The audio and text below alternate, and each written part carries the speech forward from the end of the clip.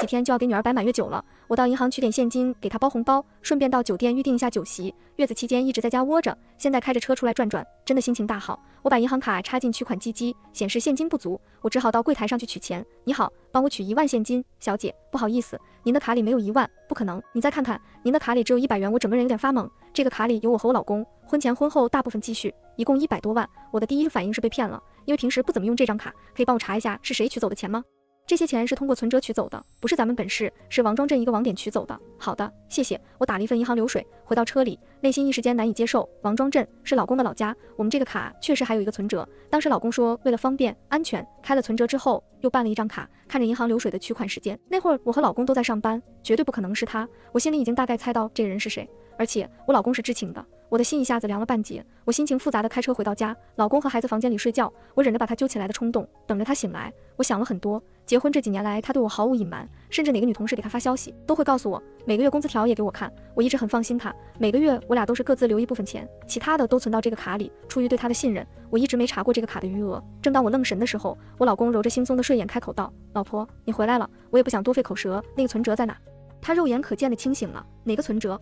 就咱俩一起办的那个存折。他皮笑肉不笑地说，老婆，怎么想起有哪个存折了？时间太久，我也忘了放哪儿了。赵佳明，你别给我打哈哈，里面的钱，你痛快地告诉我里面的钱都在哪儿，要不然我现在就报警。他见我生气了，立马换了一个表情，老婆，你别生气，我没告诉你，是怕你担心。存折在我妈那儿。在你妈那儿？她拿我们的钱干什么？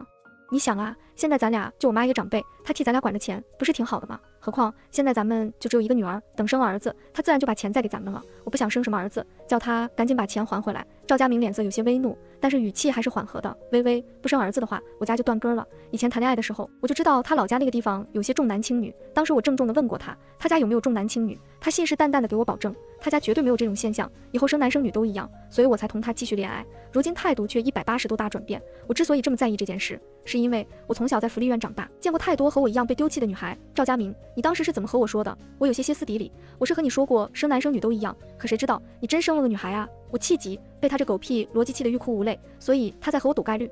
我还想和他理论一番，他抢话道，你别嚷嚷了，一会儿我妈就来了，别惹她生气。好，我正好和他要回我的钱，你别无理取闹了。我妈是来参加孩子满月酒的，你消停会儿吧。怀孕的时候3天2头给我寄吃的，打电话知道我生女儿之后，月子里一次没来过，也没问后果。赵佳明和我说是他生病了，我还心怀愧疚，不能去看他，想来是因为生的不是个带把的。如今这母子俩的嘴脸算是开始露出来了。门铃响了，赵佳明屁颠屁颠的去开了门。妈，你来了。我看了他一眼，并不想说话。婆婆脸色一变，随即又换上一副委屈的神情，带着哭腔开口道，微微是不是生我的气？月子里没来看孩子，我是真的身体有点不舒服，怕传染给孩子。我冷笑一声，并不搭腔。赵佳明赶忙把他妈扶坐到沙发上。妈，看你说的，你来了我俩都高兴，怎么还委屈上了？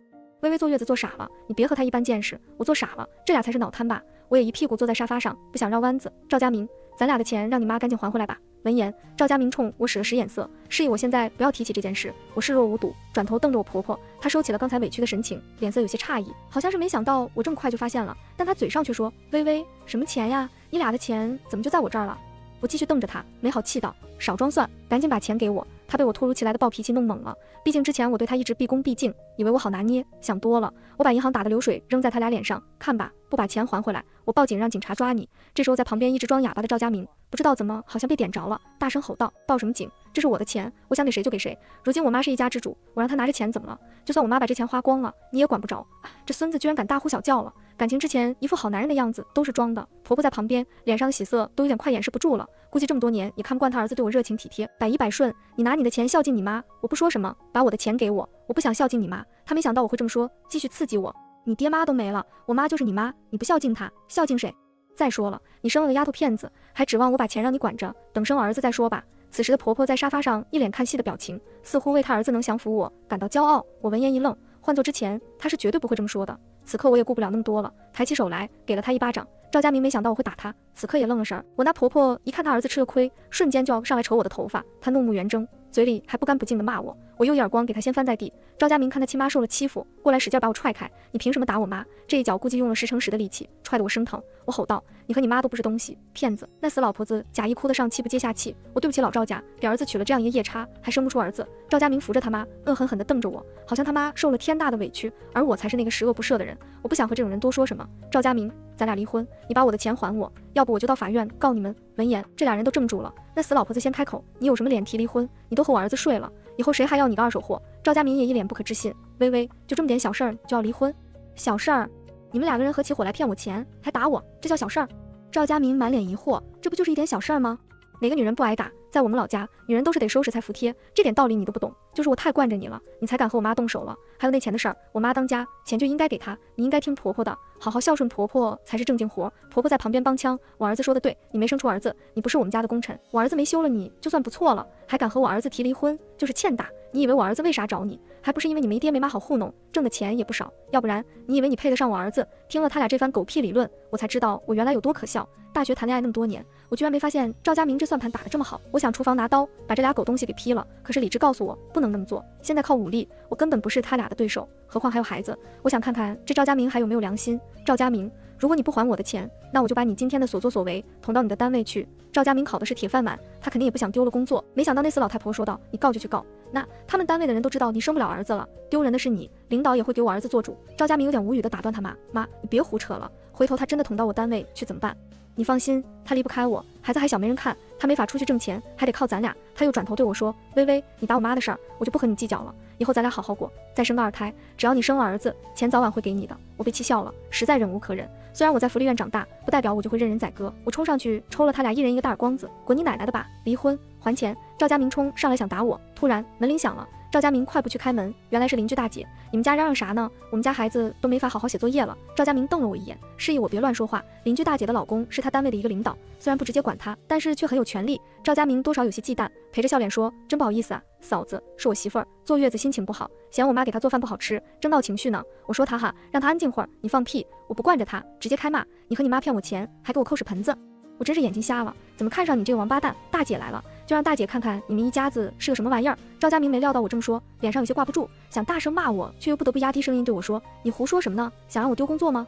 没钱了，咱们一家子吃什么？在外人面前你得给我留脸面。大姐这下子也算看明白怎么回事了，索性往我家沙发上一坐，开口道，赵佳明，你在单位也算个上进青年，怎么还骗上你媳妇钱了？没等他开口，那死老太婆倒开始抽噎起来。家门不幸啊，我儿子这么好的条件，娶了这么个没爹没妈的女人，这不是还生了丫头片子，还嫌我老婆子掌管了他们的钱。你说他没生儿子，凭什么拿钱？邻居大姐仿佛听到了什么天大的笑话，哈哈大笑起来。这一笑把老婆子整不会了，脸色有些尴尬。大姐说道，阿姨，这都什么年代了，怎么还讲生儿子那一套呢？再说了，人家夫妻俩的工资你强行拿走，这跟抢有什么区别？我劝你赶紧把钱还给人家，别整得最后不好收场。那老太婆一看大姐没帮着她说话，便迅速翻脸，指着大姐的鼻子嚷道，你懂什么？你们这些城里的女人读书都读傻了，男人才是女人的天，别以为你男人惯着你，你就可以翻天了。好的不学，光学赖的，相夫教子，孝敬公婆，才是你们这些城里女人该学的。邻居大姐也是暴脾气，对我说，微微，你这婆婆是僵尸变的吧？封建余孽那一套，整得明明白白的呀，自己是个女人，还不把女人当人看，自轻自贱。那死老太婆不甘示弱，继续输出，那又怎么了？我有儿子，你们城里女人懂什么？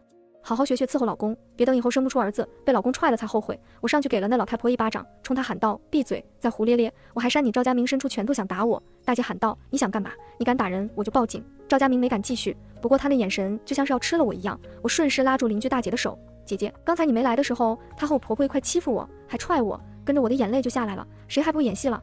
何况这俩王八蛋真的打我。邻居大姐也是个嫉恶如仇的人，尤其看不惯这种恶婆婆和打老婆的男人。她招呼我道，微微，收拾东西，带孩子先去我家，我看他们还能翻天了。我快速收拾好东西，带着女儿就搬到了邻居大姐家。赵佳明低声咒骂着我，李微微，你个贱货，要是今天的事儿传出去，让单位的人知道了，看我怎么收拾你。那死老太婆恶狠狠地说，让她走吧，看以后谁还要她，妈再给你找更好的。趁他们关门之际，我给他们下了最后通牒，1星期之内把我的钱转给我，要不然我就去你单位里闹。赵佳明不置可否，重重地关上了门。邻居大姐家虽然和我们在一层，可是她家的装修真的是比我家好上千万倍啊！我像个村姑一样打量着房间，大姐一脸心疼地看着我，对我说，微微，你别难过，姐姐一定帮你把钱要回来。孩子呢，你也不用担心没人照顾，我家有保姆，你不放心的话，我再给你找个育儿嫂。我的心里升起一阵暖意。曾经我以为赵佳明就是我最亲的人，如今还不如一个邻居的姐姐。想到这里，我不禁有些难过，哭了起来。姐姐，你要是不嫌弃的话，就认我当个妹妹吧，就当我是高攀了。现在除了孩子，我一个亲人都没了。邻居大姐听了我的话，当即表示同意，以后你就是我亲妹妹，你的事儿就是我的事儿，不过你得答应我，别再为那个王八蛋难过了。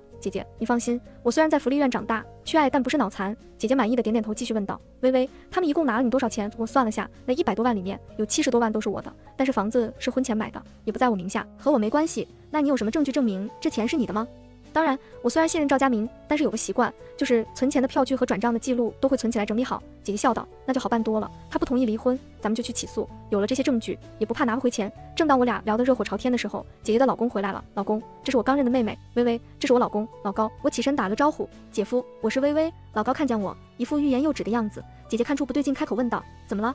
说啊。”微微又不是外人，老高试探地问我：“我们单位那个小赵佳明，是不是你老公？”“是的。”不过再过几天就不是了。老高一脸恍然大悟，你已经知道了？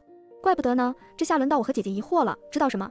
就是赵佳明追求我们单位一把手女儿的事儿呗。姐姐一脸同情地看着我，又和老高把今天发生的事情说了一遍。老高气得拍案而起，这赵佳明在单位人人都夸，没想到却这么不是东西。我有些沉默，本以为赵佳明只是自私自利，没想到他却没我想的那么简单，没生出儿子，或许只是他们母子的借口，以此来要挟我，拿捏我。他口中说的不想离婚，想好好过日子，也许是他没把握追上那富家女，还能让我继续当生育工具。老高看我情绪低落，继续说道：“微微，你有所不知，赵佳明追的那女孩他爸虽然是我们单位一把手，权力很大，可是他有些事儿在身上，你懂得。”我有些不明所以，姐姐给我解释道：“嗨，就是贪污受贿这些呗。”这样啊，老高继续说道：“虽然他快退休了，但是组织上早就盯上了他，就等时机成熟了，那可真是个好消息啊。不过我可不打算告诉赵佳明，让他在他的美梦里多睡一会儿吧。”晚上赵佳明给我发了消息，我同意离婚，看来他对这富家女胜券在握了。我打算戏耍一下他。佳明，我错了，咱们和好吧，没有你我会活不下去的。我偷偷在被窝笑出了声。赵佳明该不会真的以为我爱他爱得要死吧？微微，太晚了，我们回不去了，我妈是不会同意咱俩再和好了啊。还把你妈抬出来当借口了。佳明，你要是离婚，我就天天去你单位门口等着你，直到你回心转意。怕了吧，沙雕？我继续发，给我打80万，我就同意离婚。等了很久，赵佳明终于给我回复：好，明天我打钱给你，下周一带上证件，民政局门口见。离婚的过程相当顺利，女儿归我，也没有什么其他财产要分割。我那位前婆婆也跟着来民政局了，一直催促着办事员麻利点，生怕办得慢我要反悔。我装作一副留恋前夫不愿意和他离婚的样子，这娘俩心里很爽，但是不敢表现出来。拿到这儿的那一刻，我的心就像起飞了一样。那死老太婆终于忍不住了，在民政局门口张狂地对我说：我儿子可算是和你这个夜叉离了婚，你后悔去吧。现在他们领导的女儿在追他，给我们买了大房子和豪车，你给人家提鞋都不配，你个二手货，还带着个孩子，谁还要你？真是老天开眼了，给你那80万就当是打发叫花子了。我一脸看傻子的表情看着他。赵佳明看我没反应，以为我吓傻了，对我说：微微，我知道你爱着我，可是咱俩现在差的真是太多了，已经不是一个阶层的人了，而且我很快还会高升。我气笑了，怎么会有这么自恋的人？我淡淡的回了一句：以后别烦我就行。抚养费按时打过来。不过我真的是小看赵佳明的脸皮了。他走到我跟前，低声说：微微，这么多年我对你还是有感情的，只要我想，咱俩还可以保持那种关系，不会有人知道的。看着他一脸猥琐的表情，我有点反胃。那死老太婆有些着急地说：儿子，咱们快走吧，和这个母夜叉废什么话？一会儿琪琪不是还要带你去新车吗？晚了就不好了。我调侃道：哟，这么快就傍上富婆了，我不打扰你们了，抓紧时间享受吧，晚了可能就要进监狱了。前婆婆咬牙切齿地看着我说：你瞧瞧你那副贱样，巴不得我儿子好是吧？你嫉妒也没用，再造谣我就去告你，你才是该进监狱了。我懒得和这泼妇费口舌，转头对赵佳明说：既然已经拿到离婚证了，我也不怕告诉你，你未来的老丈人贪污受贿，马上就要被查了。那死老太婆还在旁边唧唧歪歪，我那前夫好像觉出来有些不对劲了，吼了他妈一句，让他妈安静点。你有什么证据说这些？赵佳明，你不是挺聪明的吗？不然你以为就你的条件，凭什么能得到人家喜欢？他有些怀疑地看着我说道：琪琪给我买了很多东西，好几套房子，还有车子，过几天还要给我置办别的产业。我笑道：你这是在帮人家转移资产吧？赵佳明一下子有些懵了，脸上肉眼可见的有些慌乱。死老太婆在旁边不明所以，继续低声炫耀着他儿子多优秀，要不然怎么会有人上赶着给他好处？我电话响了，是邻居姐姐，微微呀，办好了吗？快回家，你姐夫有好消息，已经搞定，我马上回去。我冲着那娘俩挥挥手，好自为之，回见了您嘞。回家的路上，我一直在反思自己是不是不够狠，因为我毕竟提前告诉了赵佳明他女朋友家里的事儿，这样他还能及时止损。我的初衷是不想让他坐牢，害怕女儿以后也会受到影响，机会已经给他了，抓不抓得住就看他的品行了。回到姐姐家，老高一脸振奋地告诉我：微微呀，上面已经掌握了充分的证据，估计下周就会实施抓捕工作，这1周左右，赵佳明名下多了很多资产，他也逃不了干系，他们是秋后的蚂蚱，蹦跶不了几天了。我已经告诉他那领导犯事的消息了。姐姐焦急道：微微，你不会又心软了吧？还是说恋爱脑作祟？你再这样，我可不认你这个妹妹了。我笑道：我怎么会留恋令人渣呢？我只是给她的机会，也当给女儿的机会。不过以我对她的了解，她还真有可能偏向虎山行，何况她有个那样的妈，不光宗耀祖怎么行呢？我等着看他们一无所有那天。1个礼拜过得很快，期间我那前婆婆整日给我发消息，无非就是炫耀那富家小姐给她买的各种首饰、包包，还有就是咒骂我，说我见不得别人好，良心都让狗吃了，诸如此类不堪入耳的话，懒得回复她。毕竟我现在也很忙，我打算辞了原来的工作，虽然挣得多，但是不够自由。姐姐给我进行了职业规划，因为我爱好画画和设计，姐姐出资帮我开了一个工作室。赵佳明也升职了，他给我发消息说，我知道你嫉妒我，但是请不要污蔑琪琪和我老丈人，如今我已经升职了，不要再纠缠我。看来金钱真的迷人眼，不知道那琪琪给他吃了什么迷魂药，把他的脑袋洗得如此不会思考，傻子才纠缠他。我巴不得他越陷越深。我坐上姐姐的车，来到了赵佳明单位门口，心情还有点小激动。不一会儿，我看到赵佳明被人架着出来了，他声嘶力竭地喊着：“你们凭什么抓我？你们是哪儿来的？”赵佳明自从傍上富家小姐，便一改往日勤勉的形象，对同事呼来喝去的。久而久之，大家都对他心生不满。现如今根本没人帮他说话，都在看笑话。当然，这场戏我还请了别的观众，我前婆婆的妯娌。当年我前婆婆生了儿子，便不把她生了女儿的妯娌放在眼里，分家的时候仗着自己生的带把的，便一分也没有给她妯娌，还处处在村里散播谣言，辱骂妯娌。这些都还能忍，只是有一件事儿，他趁着妯娌两口子下地干活的时候，找了村里的流浪汉上门去侮辱他家闺女。还好我前夫叔叔有事突然回家，才没酿成大祸。他的计划虽没成功，但是他到处散播，说是那闺女不干净了，两家的仇就此结下了。我给了婶子一个拍照清晰的手机，告诉她，婶子好好拍，多拍几张，这还用你说？俺还建了个群，拍完就发给俺的老姐们儿。她比我还兴奋，当然都怪那死老婆子作恶多端。此刻的她还在做美梦呢吧？我开着带着婶子来到了赵佳明和他妈的老巢。开门的一瞬间，那死老婆子有点诧异，随即又换上一副恍然大悟的表情，开口道：“知道我家发达了，来投奔我儿子了。不过我儿子已经和他离婚了，你找他没用。要是这几天你能帮我洗脚按摩、洗洗内裤，我倒是可以考虑让我儿子给你闺女安排个工作。”婶子哈哈大笑：“你还是给你儿子多准备几条内裤吧，要不然他进去没得换。”我也一脸同情地看着他，赶紧收拾东西回老家吧，说不定一会儿就被赶出去了。那死老太婆一脸恶毒地说：“你俩在这胡扯什么？别整那些虚的，快滚出去！”婶子也不惯着他，直接冲上去，对着他左右开弓扇起耳光来，嘴里念叨着：“可算让我逮着你了，你儿子被抓了，你还不知道吧？就你会生儿子是吧？看看你生的是个什么东西，让你害我女儿，让你害我女儿！”我在旁边根本没有发挥的余地，要不然也高低上去踹两脚。死老太婆察觉出有些不对劲，顾不得被扇肿的脸，拽着我问怎么回事。婶子拿出照片甩给他看，他有些失控地喊道：“这不可能，这不可能！和这一家人的烂事儿总算是告一段落了。工作室最近接到一个大单，赚了些钱，我在附近的小区付了一套房子的首付。姐姐为了和我作伴，也在隔壁买了一套，我们两个人又可以一起叽叽喳喳了。转眼已经过去了3个月，婶子突然给我发消息，赵佳明要放出来了，你前婆婆扬言和他儿子一起找你复婚呢，你注意点，这么快就要放出来了吗？正巧老高和姐姐突然过来找我了。微微，赵佳明要放出来了。我有些不解，怎么这么快呢？老高继续道，那赵佳明还挺狡猾，琪琪和他爸在抓捕前逃到海外去了，这样一来，赵佳明就说自己是受害者，还主动提供了他们父女的消息，并且主动上缴了所有财物，所以他没什么事儿就被放出来了。姐姐安慰我道，他放出来也和你没关系，咱们过好自己的日子就行了，就算他们来找我，我也不怕。没想到这一天来的还挺快。门铃响了，我打开一看，那母子俩拎着大包小包的东西，谄媚的笑着。那老太婆先开口道，微微呀，怎么搬家了，也不告诉我们一声啊？这位大婶，你谁呀？我和你儿子已经离婚了。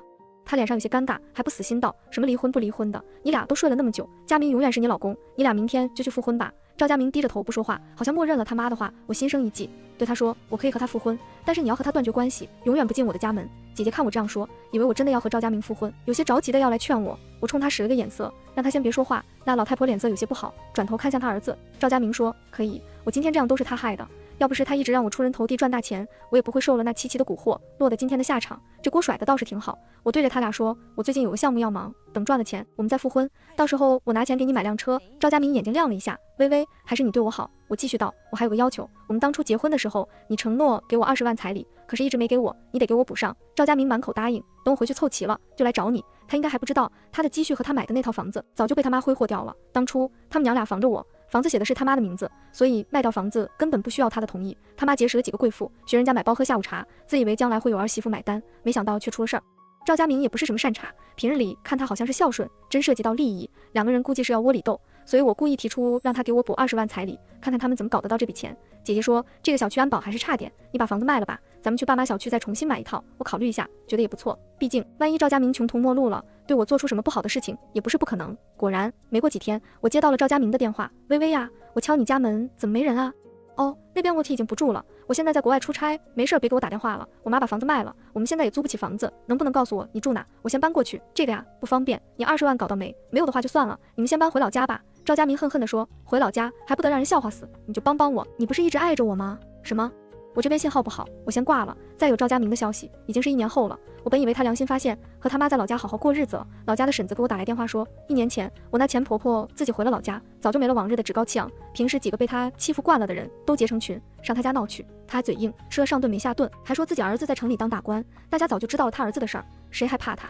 唾沫星子快把他淹死了。直到1个月前，赵佳明突然回来了，整个人受到脱相，回来就让他妈把老家房子卖了给他拿钱，他妈不同意，被他揪着头发打很久，谁也拦不住。再后来听说他在外面欠了赌债，为了还债，把村里的几个没文化的小伙骗去国外园区了，碰上严打，那几个小伙被遣返回来了，赵佳明跑了，他妈怕自己儿子受委屈，索性心一横，把房子卖了，偷偷打给了他，母子俩都继续做着发大财的梦，他继续拿钱去赌博，但是那些钱也是有去无回。不久前听说赵佳明卖血感染了艾滋，他妈也有些疯疯癫癫的，整日抱着个破布娃娃，说是要哄孙子，两个人被村民赶到了山上的破屋子里，他们俩的结局可以说是自作自受，未来的生活再美好已经和他们没有关系了。全文完结。